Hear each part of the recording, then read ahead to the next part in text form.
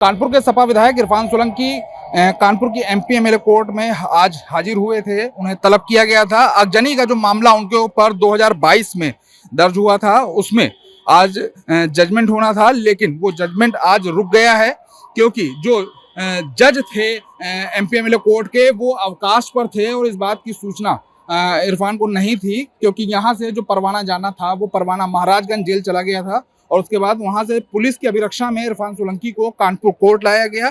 ये तस्वीर कानपुर कोर्ट की है, आप तस्वीर देख सकते हैं कितनी भारी संख्या में यहाँ पर पुलिस बल तैनात है और ये पुलिस बल इरफान के फैसले को लेकर यहाँ पर तैनात किया गया था, क्योंकि किसी प्रकार से कोई माहौल ना बिगड़े अगर कोई जजमेंट आता है। फिलहाल जो फैसला है वो आज के लिए टाल दिया गया है। 3 दिन बाद यानी कि 22 मार्च को इरफान को फिर से कानपुर कोर्ट में दोबारा तलब किया गया है। वो यहाँ पर पहुंचेंगे और जो भी फैसला होगा उसको यहाँ पर फेस करेंगे। लेकिन फिलहाल अभी जो इरफान से हमारी बात हुई है, इरफान ने सिर्फ चलते चलते इतना ही कहा है कि दुआओं में याद रखना, जो होगा वो इंसाफ होगा। मोहब्बत है, लोगों की मोहब्बत है,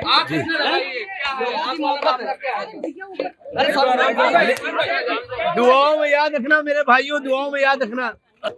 जो आगजनी का मामला था 2022 का, उस पर कोई फैसला नहीं हो पा रहा है। लगातार तारीखें दी जा रही हैं, लेकिन जो तस्वीर साफ होनी चाहिए थी वो तस्वीर साफ नहीं हो रही है।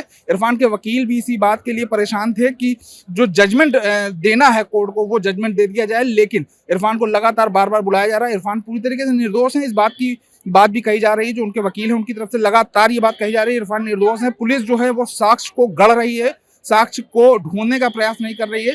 लेकिन अब देखना बस इतना बाकी है कि जो आने वाली जो 22 मार्च है, इस 22 मार्च में क्या फैसला होता है और इरफान के हक में ये फैसला कितना रहता है। हमारे साथ इरफान सोलंकी के जो अधिवक्ता हैं, जो वकील हैं, वो हमारे साथ हैं। शिवकांत जी हैं। शिवकांत जी से बात करेंगे कि आखिर ये जो फैसला टला है, इसमें क्या पेच फंसे हैं और किन वजह से ये फैसला आगे बढ़ गया है।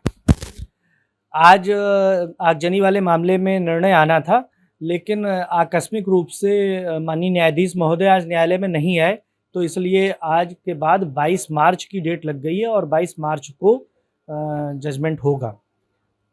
लगातार जो तारीखें हैं वो बढ़ रही हैं, पिछली कई बार ऐसा हो चुका है। तो कभी वर्चुअल तरीके से इरफान को न्यायालय में पेश होना पड़ता है, कभी खुद मौजूद होना पड़ता है। तो ऐसी स्थिति में क्या लग रहा है कि न्यायालय जो न्याय देने में जो समय लगा रहा है उसकी वजह क्या निकल कर सामने आ रही है?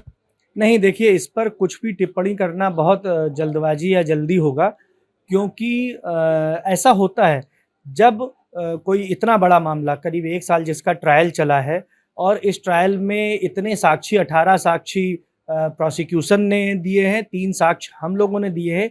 इन सब का एनालिसिस करना थोड़ा समय लगता है, क्योंकि निर्णय से न्यायपालिका और न्याय व्यवस्था पर भरोसा कायम होता है। तो कई बार ऐसा हो जाता है कि किसी आकस्मिक कारण से डेट हो गई। पिछली बार तो 437 ए की कंप्लायंस नहीं थी, इसलिए हो गई थी। अच्छा, आज जो वजह सामने आई वो क्या है? वजह किस वजह से ये फैसला आज टाल कर 22 मार्च को देने की बात आई? आज माननीय न्यायाधीश अनुपस्थित थे, आकस्मिक रूप से अनुपस्थित थे, और चूंकि इरफान पहले से तलबी जा चुकी थी और इरफान को लाया जाना था, वो आ गए थे, तो इसलिए आज वो भी आए हुए थे।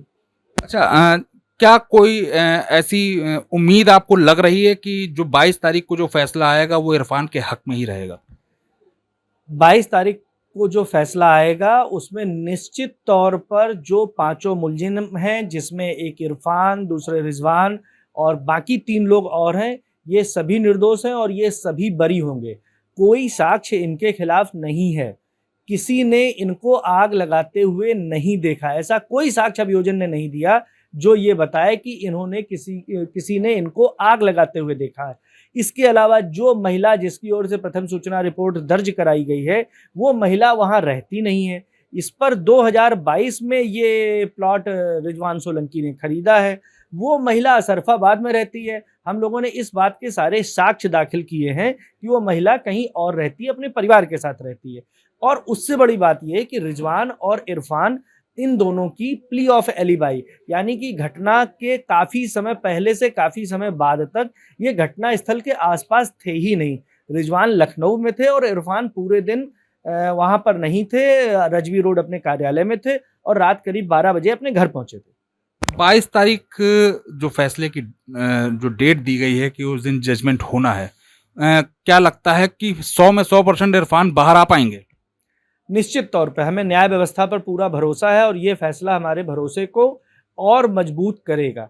अच्छा, जो साक्ष्य की बात आ रही है, आप लोगों की तरफ से जो डिफेंस किया गया है, वो और जो सामने से जो साक्ष्य प्रस्तुत किए गए हैं, क्या लगता है कि साक्ष्य जो रखे गए हैं वो मजबूत हैं या जो डिफेंस किया जा रहा है वो ज्यादा मजबूत है? देखिए, एक बात को आप समझिए, कोई भी साक्ष्य जब गढ़ा जाता है, सच और झूठ में बहुत अंतर होता है, वो प्रथम दृष्टया समझ में आता है।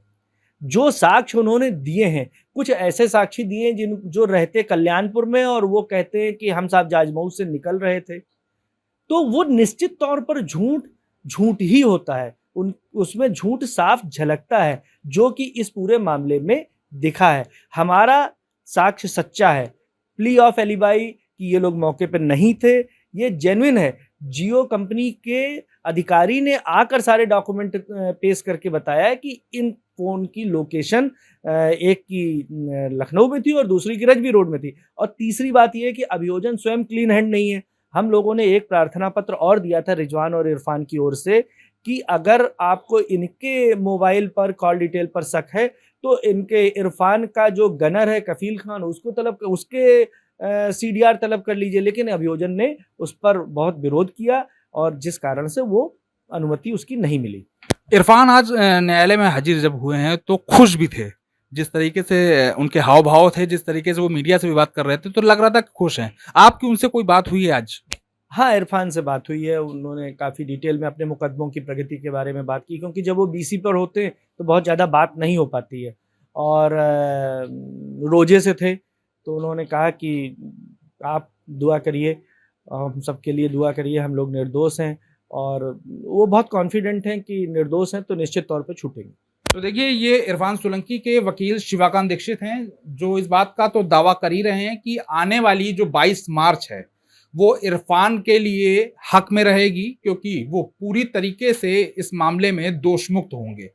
और दूसरी बात ये कि इरफान आज न्यायालय में जब आए हैं तो बहुत ज़्यादा खुश थे। कहीं ना कहीं इरफान का जो कॉन्फिडेंस लेवल है वो हाई था, क्योंकि जो उनकी पैरवी है वो मजबूत साबित हो रही है। अब देखना यह है कि 22 मार्च को जब इरफान कानपुर कोर्ट में हाजिर होंगे तो फिर ये फैसला इरफान के कितने हक में रहता है, क्योंकि आज की जो इरफान की खुशी है वो 22 मार्च को सबके सामने आएगी या फिर इरफान निराश हो जाएंगे।